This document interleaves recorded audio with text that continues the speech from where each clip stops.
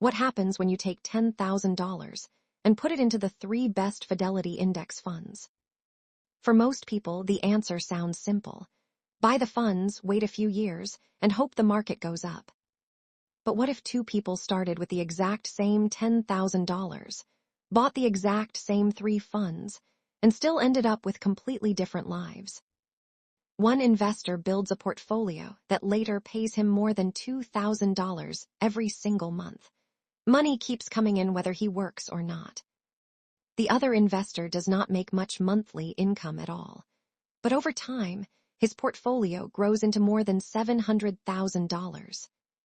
Same money, same 3 funds, but one tiny decision changes everything. And that is where John gets confused. John thought investing was about finding the best fund, the one with the highest return, the safest companies, the lowest fees. But after looking deeper, he discovers something most people never understand. The real power is not just in the funds you buy. It is in how you build the portfolio. Because the way you split your money can quietly change your future for the next 30 years. In this video, we are going to break down the 3 Fidelity index funds John picked, why millions of investors use them, how each one works, and why most people unknowingly choose the wrong setup for their goals. And by the end, you may realize the biggest investing mistake is not picking bad funds. It is building the wrong strategy with good ones. John starts with one simple goal. He wants to invest $10,000 in a safe way and let it grow over time. He is not trying to become rich overnight. He does not want to gamble on risky stocks or spend all day watching charts on his phone. He just wants a smart long-term plan. So he chooses Fidelity. The reason is simple. Fidelity has low fees, easy-to-use index funds, and millions of beginner investors already trust it. To John, it feels safe, clean, simple. After doing some research, he picks 3 different funds. The first is a dividend fund. This fund focuses on large companies that pay cash to investors again and again. The second is a growth fund. This one focuses more on fast-growing companies, especially in tech and innovation. The third is an international fund. It invests in companies outside the United States to help spread risk across the world. At first, John thinks this is all he needs to know. 3 good funds, problem solved. But then he learns what index funds really are. Instead of betting everything on one company, an index fund lets you buy small pieces of hundreds of companies at the same time. That means if one company struggles, the whole portfolio does not fall apart. It sounds smart, and honestly it is. But John still believes the secret to winning is finding the best fund. What he does not understand, yet, is that almost nobody becomes wealthy because of one magical fund. The real game is how the portfolio is built. And that is where everything starts to change. The first fund John picks is the income fund. This is the part of the portfolio built for steady cash flow, not explosive growth. Inside the fund are many large companies that most people already know. Big businesses that sell products people use every day. Companies that have been around for years and make billions of dollars even during hard times. These companies do something special. Instead of keeping all their profits, they share part of the money with investors. Those payments are called dividends. So every few months, investors get paid just for owning the fund. Imagine owning a tiny piece of hundreds of companies that send you money again and again, simply because you stayed invested. That idea immediately grabs John's attention. For the first time, investing stops feeling like gambling. Now it feels more like building a machine. A machine that slowly pays him while he sleeps, works, or spends time with family. And that feeling is powerful. The fund feels safe, predictable, comforting. Even when the market moves up and down, the dividend payments can still continue coming in. That is why many older investors love these kinds of funds. They care less about getting rich fast and more about creating steady income over time. John starts imagining what this could look like years from now. Extra cash every month. Bills getting easier to pay. Less stress about money. It sounds almost perfect. But there is something John does not see yet.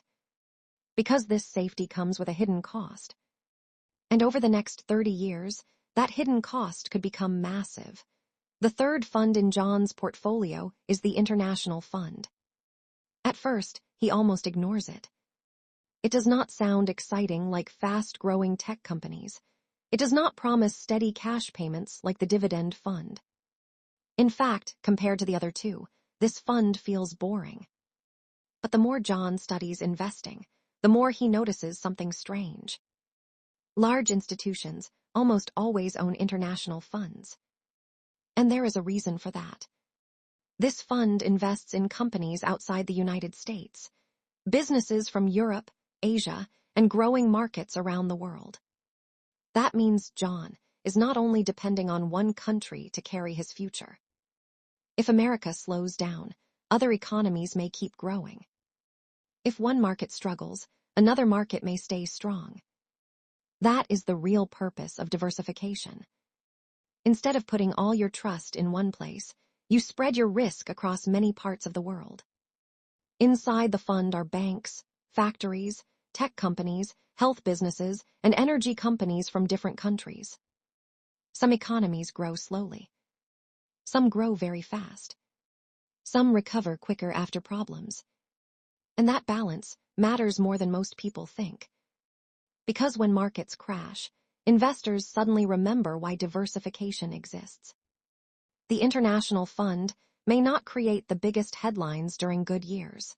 It may not double quickly or produce huge monthly payments. But during hard times, it can help keep a portfolio more stable. That is why many professional investors quietly keep international exposure in their portfolios, even when regular people stop paying attention to it. John begins to understand something important. Sometimes the most powerful part of a portfolio is not the most exciting part. It is the piece that helps you survive when everything else starts falling apart. After studying all three funds, John feels confident. He has an income fund for cash flow, a growth fund for bigger future gains, an international fund for protection and balance. To him, the hard part seems finished. But then he discovers something shocking. The funds matter less than the percentages. At first, that makes no sense. How could two people buy the exact same three funds and still end up with completely different results? Then John sees the answer. It all comes down to allocation. How much money goes into each fund quietly changes the direction of the entire portfolio. One setup focuses heavily on income. The goal is steady cash payments and stability. The other focuses heavily on growth. The goal is building the biggest portfolio possible over time. Same funds. Same starting $10,000. Completely different weighting. And that changes everything. Imagine a split screen. On the left side, one portfolio slowly grows into a machine that sends monthly income year after year. On the right side, another portfolio barely pays any income at all in the beginning. But over time, the total value starts climbing faster and faster until the numbers become massive. That is the moment John realizes most people misunderstand investing. They spend years searching for the perfect stock, the perfect ETF, or the perfect fund. But wealthy investors often focus on something else entirely. Allocation. Because building wealth is not only about what you buy.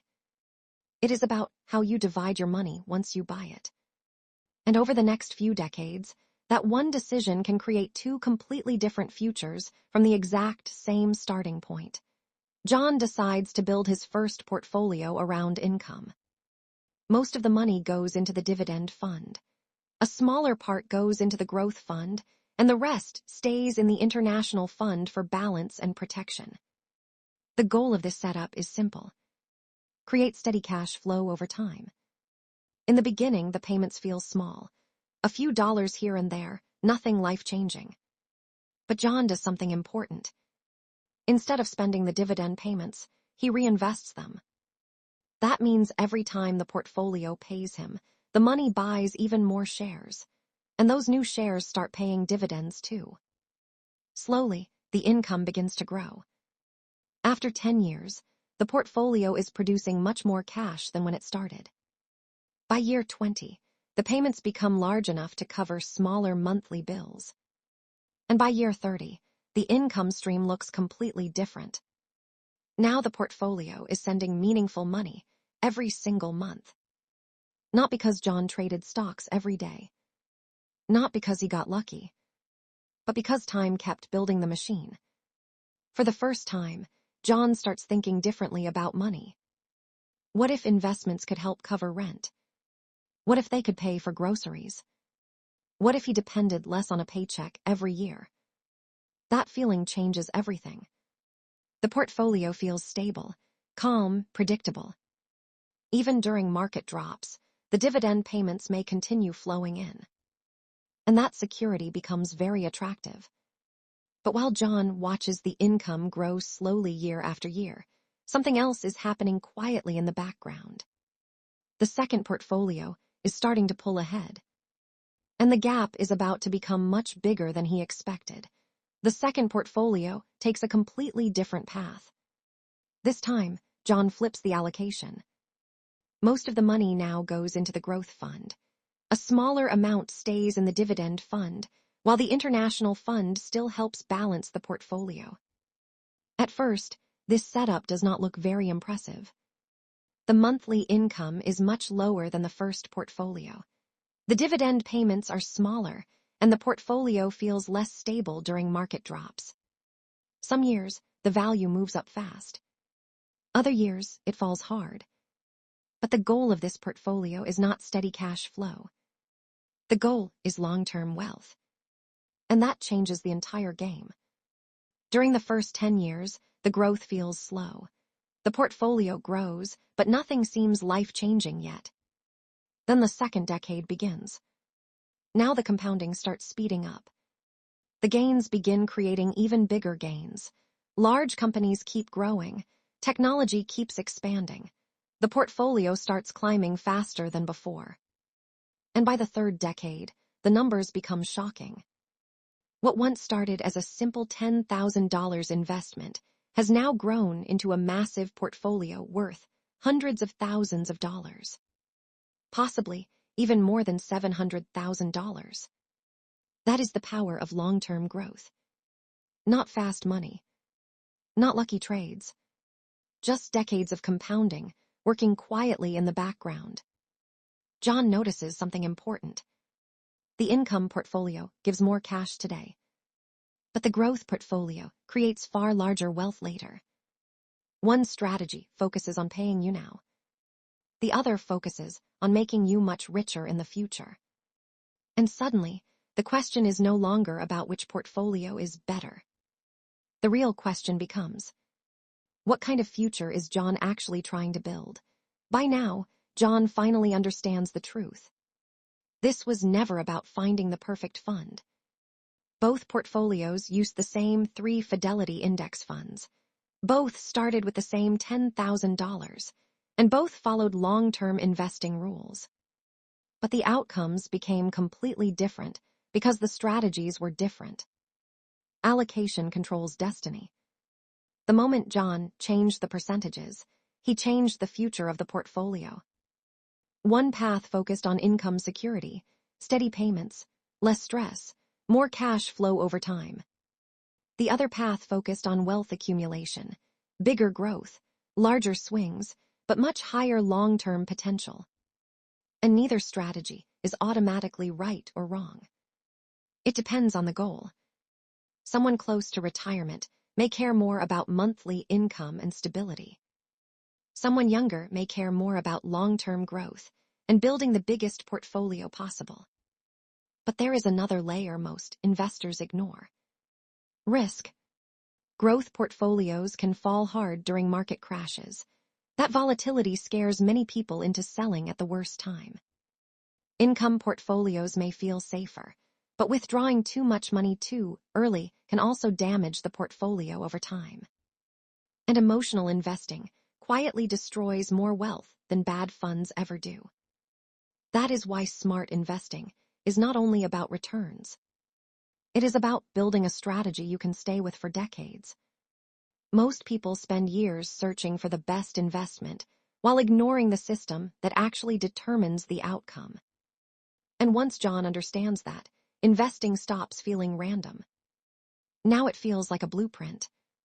If you want, the next step is learning how retirement investing works, how dividend portfolios are built, how to set up a Fidelity Roth IRA, or how the famous three-fund portfolio strategy really works. Because in the end, the lesson stays the same.